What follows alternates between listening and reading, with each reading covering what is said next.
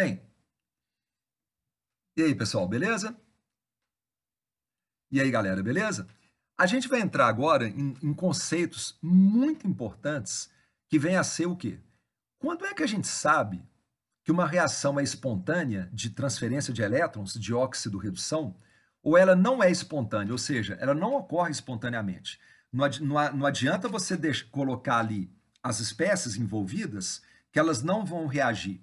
E aí, como eu havia dito, né, para vocês, uma reação não espontânea, ela pode acontecer se a gente usar um gerador de corrente e oferecer uma voltagem para aquela reação. Aí ela vai acontecer. É o que a gente chama de eletrólise. Mas o objetivo da nossa videoaula é tratar de reações espontâneas. Mas então vamos lá. Uma reação eletroquímica, portanto, de transferência de elétrons, ela será espontânea se a sua força eletromotriz for maior do que zero. Muito importante. E do contrário, se a força eletromotriz de um determinado fenômeno for menor do que zero, ou seja, o sinal da força eletromotriz calculada for negativo, gente, se esse sinal for negativo, isso indica que aquela reação, daquela maneira que você está representando, ela não ocorre espontaneamente. Vamos para a prática? Aqui, ó. Veja bem, um exemplo prático. Se você pegar, olha lá, interessante, né? Existem vídeos na internet, tá, pessoal? Eu recomendo que vocês assistam no YouTube, né? Existem vídeos mostrando essa reação espontânea, que por sinal é muito bonita. Você vai entender por quê. Ali você está vendo à esquerda um fio de cobre que foi mergulhado numa solução aquosa contendo cátions prata. E é uma solução incolor. Na medida que o tempo passou, você observa que a solução vai ficando azulada. E uma segunda coisa é que vai pregando no fio de cobre um depósito de prata sólida. E isso aqui é muito lindo. Eu recomendo que vocês assistam. Tem vários vídeos no YouTube sobre isso. Ora, gente, o que está acontecendo? O cobre sólido do fio, que é vermelho, em contato com cátions prata Ag+, que estavam ali na solução, o cobre sólido, ele perdeu elétron, ele oxidou, e você sabe que ele oxidou por quê? Porque o NOx aumentou, passou de zero, substância simples, cobre sólido, cobre metálico, para cobre 2+. Então, o cobre, o NOx dele aumentou, ele oxidou, ele perdeu elétron. E esse elétron que ele perde, quando o Ag+ encosta ali no fio, ele já ganha esse elétron. Então, vamos lá? 2 Ag+, ganhando 2 elétrons, se transformando em 2 Ag. Portanto, deposita prata sólida. Galera, isso aqui é um fenômeno instantâneo. Se você mergulha um fio de cobre ali, instantaneamente, já começa a ocorrer essa reação global de transferência de elétrons. O cobre está oxidando, portanto, o cobre sólido é o agente redutor e íons Ag+, íons prata, estão ganhando elétron, portanto, eles estão reduzindo. Portanto, os cátions Ag+ estão atuando como agente oxidante, tranquilo? Tirando elétrons do cobre. E a força eletromotriz, se você calcular usando a tabela, e é o que a gente vai fazer agora na próxima tela, vocês vão ver aqui prontinho, se você calcular a força eletromotriz dessa reação, ela dá positivo, dá mais 0,46 volts. Deu para entender? Professor, eu entendi, mas eu queria entender agora a parte matemática do fenômeno. Vamos lá, então? Veja bem, você vai lá na tabela de potenciais. Qual é a tendência do cobre 2+ em ganhar elétrons virando cobre sólido? Mais 0,34 volt. Por sua vez, qual é a tendência dos cátions Ag+ em ganhar elétrons se transformando em átomos de prata, prata metálica? A tendência de ganhar elétrons é mais 0,80 volt. Tudo bem, gente? Que conclusão que você chega? Que quando você associa essas espécies, quem vai ganhar elétron, porque o potencial de redução é maior, é quem? É quem não, é o que, né? É que espécie? É o cátion Ag+. Então, você acabou de concluir que cátions Ag+, e cátions prata, diante do cobre sólido, eles vão reagir espontaneamente. Ou seja, veja bem, você concluiu que o Ag+ vai ganhar elétrons. E lá na reação, você viu que eles colocaram Ag+? Então veja bem o meio da nossa tela. 2 Ag+, vão ganhar 2 elétrons espontaneamente, vindos de quem? Do cobre sólido, e vão se transformar em 2 Ag sólido. Qual é a tendência de reduzir? Mais 0,80 volts. Perceba que eu peguei a semirreação de redução ali em cima e eu multipliquei por 2. Eu vou explicar por quê, mas eu estou chamando a sua atenção agora que ao multiplicar por 2 esta semirreação, eu não multipliquei por 2 o potencial. Muito importante, gente, aqui, ó. Olha lá. Ao dobrar, né, ao multiplicar por 2 a semirreação de redução dos cátions prata, você não pode multiplicar o potencial. Tudo bem? Foi o que eu já alertei várias vezes para vocês. Tudo bem aí, gente? E eu estou chegando lá, tá? Vou te explicar por que eu multipliquei por 2. Ora, se o Ag+ está ganhando elétron, que espécie que está dando elétron para o Ag+? É o fio de cobre. Então, a gente pega ali aquela semirreação de redução ali em cima e inverte. Está aqui. O cobre sólido está perdendo elétron, virando cobre 2+. Qual é a tendência do cobre sólido em perder elétrons? Menos, inverte o sinal, 0,34 volts. Gente, vamos lá. Professor, mas por que você multiplicou por 2? Por quê? O número de elétrons cedidos tem que ser igual ao número de elétrons recebidos. Tudo bem, gente? O número de elétrons que aquela espécie dá tem que ser igual ao número de elétrons que a outra espécie está ganhando. Tá ok? Isso é muito importante. Por isso que a gente multiplicou por 2 a semirreação de redução do Ag+.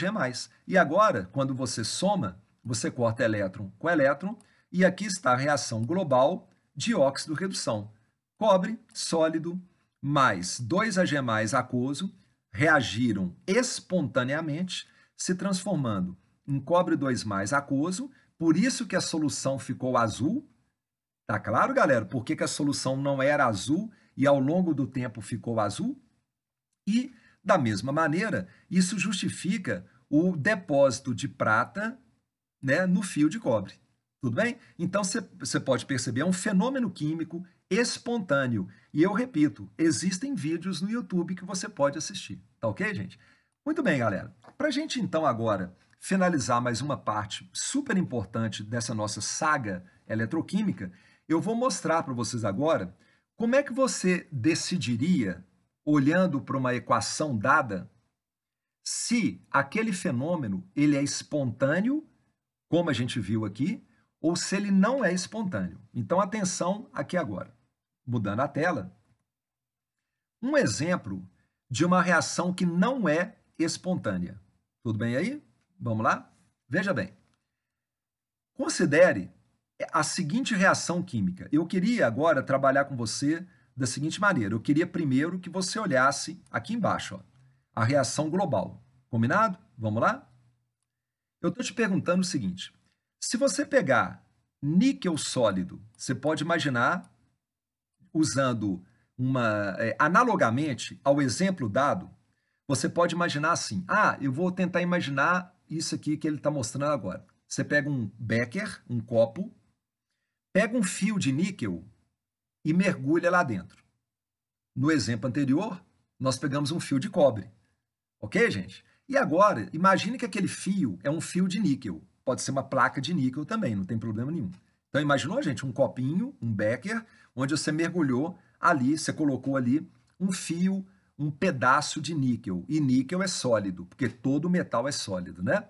Tá, mas você fala, ô professor, você mergulha aonde? Mergulhar em algo, né? Tá. Você mergulha agora numa solução aquosa contendo cátions alumínio. Ali atrás, a gente mergulhou numa solução aquosa contendo cátions prata. Tudo bem, gente? Então, vocês conseguiram visualizar? Um becker com uma plaquinha de níquel, um fio de níquel mergulhado numa solução aquosa contendo cátions alumínio 3+. Bom, a pergunta que a gente vai agora responder é: será que, quando a gente coloca os dois em contato, esses dois em contato, será que o níquel vai oxidar? Será que aquele fio vai corroer? Será que vai perder massa? Será que ele vai virar níquel 2+ e cair na solução? Essa que é a nossa pergunta aqui, ó, né? E concomitantemente, óbvio, porque se ele está perdendo elétron, será que o alumínio 3+, ele encosta ali no fio de níquel e ganha elétron do fio de níquel? E será que ele vai se transformar em alumínio sólido? Ou seja, será que quando a gente faz isso, a gente vê pregar alumínio sólido ali no fio de níquel, igual a gente viu no exemplo anterior, pregando prata no fio de cobre? A resposta é não. Mas a gente vai entender por quê. Veja bem, gente. Aqui está os valores de potencial de redução, né, que sempre são dados, né? E isso é um dado que você observa, que você vê. Aqui estão dados de potencial de redução. Então vamos começar do zero, como a gente está fazendo. Qual é a tendência do níquel 2+ em ganhar elétron, portanto reduzir? Menos 0,23 volt. Isso é um dado que foi obtido experimentalmente. Por sua vez, qual é a tendência do alumínio 3+ em ganhar elétron se transformando em alumínio sólido, que é um dado experimental também? A tendência dele em ganhar elétrons é menos 1,66 volt. Tudo bem, gente? Agora eu te convido a fazer isso aqui que eu vou mostrar. Observe o fenômeno, a reação global. Tudo bem, gente? Aqui, veja a reação global. Nela, você percebe que o níquel está virando níquel 2+, na reação global, que você quer saber se ela é espontânea ou não. Então, eu estou te convidando a isso aqui, ó. Olha aqui no meio agora da nossa tela. Se eu estou vendo na reação global o níquel se transformar em níquel 2+, eu vou pegar a semi-reação de redução do níquel 2+, e vou invertê-la. Aqui, ó. Eu escrevi o que aqui agora? A semi-reação de oxidação.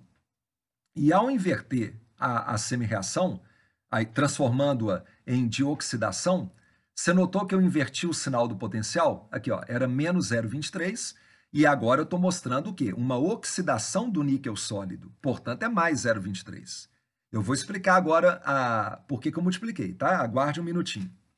E eu estou te convidando agora também a pensar assim: se na reação global, essa reação que a gente quer descobrir se está tendo oxidação ou redução, o alumínio 3+, aqui ó, gente, me acompanha aqui, o alumínio 3+ se transformou em alumínio, então o que você pensa? Uai, então o NOx do alumínio diminuiu, ele reduziu, ele ganhou elétron, mas será que isso acontece mesmo? O importante é você perceber que o alumínio 3+, ao se transformar em alumínio, está havendo o quê? Uma redução. Então, vamos lá. Eu simplesmente peguei a semi-reação de redução e copiei. Vocês estão percebendo aqui? Ó, vou puxar aqui, ó. Olha lá. Ó, eu simplesmente copiei a semi-reação de redução. E se eu estou copiando, eu simplesmente copiei o valor do potencial de redução. Então, agora, nós vamos mostrar para vocês duas coisas finais: as multiplicações e por que essa reação não ocorre espontaneamente, para a gente fechar. Beleza aí? Vamos lá que a gente está aqui na reta final, bacana. Professor, eu só não entendi uma coisa, eu já entendi o motivo de você ter invertido, porque eu entendi o motivo de você ter copiado a semi-reação de redução, eu estou percebendo que você, quando inverte, você inverte o sinal, eu percebi que você manteve aqui o potencial, porque você simplesmente copiou. Mas esse negócio de multiplicar por 3 e por 2 é para quê? Porque é aquilo que eu comentei, gente. O número de elétrons que são cedidos, perdidos, é igual ao número de elétrons recebidos. Então, veja bem. Você tem que multiplicar a primeira perdão, vamos usar aqui agora o meio da tela. Você multiplica por 3 a semi-reação de oxidação, por quê? Quando você multiplica por 3, fica 3 níquel sólido se transformando em 3 níquel 2+ e 6 elétrons. Por quê? Ao multiplicar por 3, tudo, você obtém 6 elétrons. Agora dá uma olhada na semi-reação de redução. Quando você multiplica por 2, fica 2 alumínios mais 3 mais 6 elétrons virando 2 alumínios. Vocês entenderam o motivo da multiplicação? Multiplicar por 3 aquela e por 2 a segunda é para que você garanta que o número de elétrons cedidos é igual ao número de elétrons recebidos. Tem que ser, tá, gente? E aí isso te permite agora, somando, cortar elétrons com elétrons e você obtém aquela reação global que eu te pedi inicialmente para olhar para ela. E olha que curioso, quando você soma as duas semi-reações e obtém a reação global, como é que a gente calcula mesmo a força eletromotriz? Daquela primeira maneira de fazer. A primeira maneira que eu te expliquei, como é que você calcula a força eletromotriz de um fenômeno eletroquímico? É somando o potencial de oxidação com o potencial de redução. Quando você soma, dá menos 1,43 volts. Portanto, galera, essa reação não é espontânea. Da maneira como ela foi pensada, ela não é espontânea, ok? Então, eu queria chegar a duas conclusões finais com você agora. Conclusão número 1. Se essa reação, da maneira como você pensou, ou seja, você pega um becker, coloca lá dentro uma solução aquosa contendo cátions alumínio 3+, e mergulha nessa solução um fio de níquel, se esta reação não vai ocorrer espontaneamente, por quê? Porque a força eletromotriz deu negativa, eu pergunto para vocês. Primeira conclusão. Imagine o contrário, ou seja, olha para a equação global final, gente, inverte ela. Inverteu? Inverteu? Ou seja, agora imagina um fio de alumínio sólido, vocês estão vendo? Eu estou olhando para essa equação final, invertida. Imagina que você pegou um fio de alumínio sólido e mergulhou numa solução contendo cátions níquel 2+. Beleza, galera? Quanto que vai dar a força eletromotriz, gente? Vai dar mais 1,43 volt. Sim, ué. Se você inverteu a equação global, a força eletromotriz não vai ter sinal contrário, o sinal vai ser mais 1,43. O que você concluiu? Que, ao contrário, este fenômeno é espontâneo. Em outras palavras, se você pegar um fio de alumínio, uma plaquinha de alumínio, o papel de alumínio que tem na cozinha da sua casa, né? É sempre bom dar uma lixadinha primeiro. E mergulhar numa solução contendo níquel 2+, acredite, o alumínio sólido vai sofrer uma corrosão, ele vai se transformar em alumínio 3+, portanto vai haver um esfarelamento do alumínio e, ao mesmo tempo, o níquel 2+, ele vai ganhar elétrons e vai pregar ali no alumínio na forma de níquel sólido. E uma segunda conclusão, para a gente fechar com chave de ouro essa questão de reação ser espontânea ou não, é o que eu vou dizer para vocês agora, gente. Presta atenção. É um fechamento muito interessante. Observando os potenciais de redução dados para você, qual é o maior potencial de redução? Então vão com calma, porque os dois números eles têm sinais negativos. Então vamos lá. A tendência do níquel 2+ em ganhar elétron é menos 0,23 volt. E a tendência do alumínio 3+ em ganhar elétron é menos 1,66 volt. Tranquilo, gente? Então eu pergunto para vocês, qual é o maior número? Menos 0,23 ou menos 1,66? É menos 0,23. Concordam? Imagina um eixo vertical, colocando um zero. Então, né, olha lá, gente, 0, menos 0,23 e menor do que menos 0,23 é menos 1,66, tudo bem? Toma cuidado, porque às vezes a gente não concentra muito nessa questão de números negativos. Então, sem mais delongas, você tem dois potenciais de redução, do níquel 2+ e do alumínio 3+. Ok. Qual é o maior potencial de redução? É o menos 0,23. Isso te diz o quê? Que se você associar essas espécies para formar uma reação, qual das espécies que você acha que espontaneamente vai ganhar elétrons? É o níquel 2+. Eu repito o motivo. Se o potencial de redução do níquel 2+ é maior do que o alumínio 3+, isso significa que o níquel 2+, diante do outro, ele vai ganhar elétrons de uma maneira espontânea. Entenderam? O níquel 2+ é que vai ganhar elétron? Dá uma olhada na equação global. Não, mas você não está vendo isso. Você está vendo o contrário.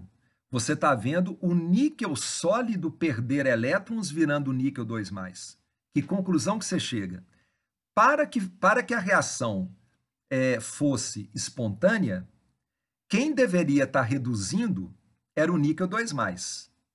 E quem deveria estar oxidando era o alumínio sólido. No entanto, quando você olha para a reação global, está acontecendo o contrário. O níquel está oxidando e o alumínio 3+ está reduzindo. Entenderam essa segunda conclusão que eu estou tendo com vocês? Resumindo, observando os dois potenciais de redução, o maior potencial de redução é do níquel 2+. Então, é para ele reduzir, desde que você queira um fenômeno espontâneo. Mas, consequentemente, é para o alumínio oxidar, desde que você queira uma reação espontânea. Mas está mostrando para você o contrário. Então, você já decide que a reação é o quê? Não espontânea. Ok, galera? Então, é isso aí. E a gente vai continuar a nossa caminhada aí agora. A gente